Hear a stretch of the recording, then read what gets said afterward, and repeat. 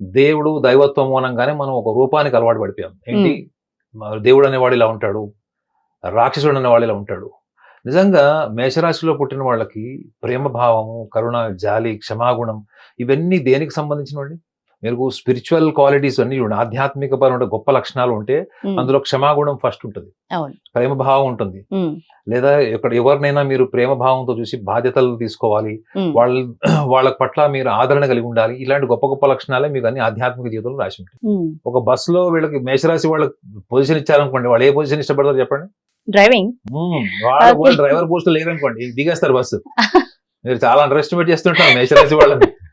Okay. మేషరాశి వాళ్ళు ఒక బస్సులో అంటే ఉంటే వాళ్ళు డ్రైవర్ కూర్చోకుండా పక్క వాళ్ళకి ఇచ్చేస్తారేమో, త్యాగం చేస్తారేమో సీట్ అనుకున్నా. కాదు మేడం, మీకు మేషరాశి వాళ్ళు అర్థం కావట్లేదు. ఇప్పుడు ఓకే. మీ బాధ్యత నేను తీసుకుంటా, నేను ఉన్నా కదా, నీకెందుకు ఓహ్! మై హూనా హుహు. నేనున్నా కదా.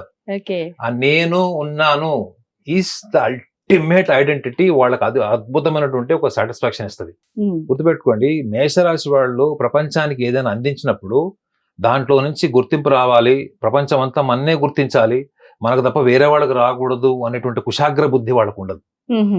మీకు ఒక చిన్న ఒకవేళ మేషరాశి వాళ్ళకి గనుక నేను ఒకవేళ రూపాన్ని ఇవ్వాలి, హ్మ్. మన చరిత్రకారుల్లో చూస్తే ఒక రూపాన్ని ఇవ్వాలి అంటే నేను ఎవరు రూపాన్ని ఇస్తారనుకుంటున్నాను మీరు? చెప్పండి. సుభాష్ చంద్రబోస్.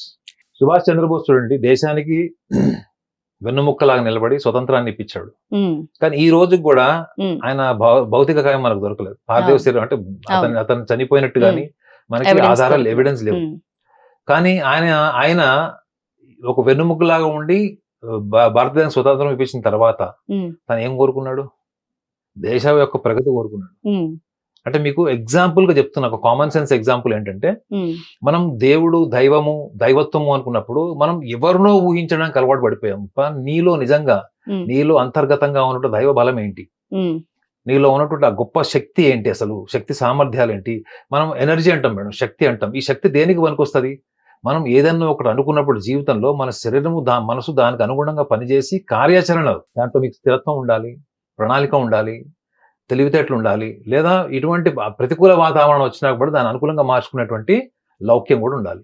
ఇన్ని గొప్ప లక్షణాలు లేకుండా నేను ఒక మేషరాశి వాళ్ళని ఒక సుభాష్ చంద్రబోస్‌తో ఎట్లా కంపేర్ చేస్తాను? హ్మ్. అంటే నేను నా అనుభవంలో మేషరాశి వాళ్ళని ఎంత గొప్ప గొప్ప వాళ్ళని చూసుంటాను.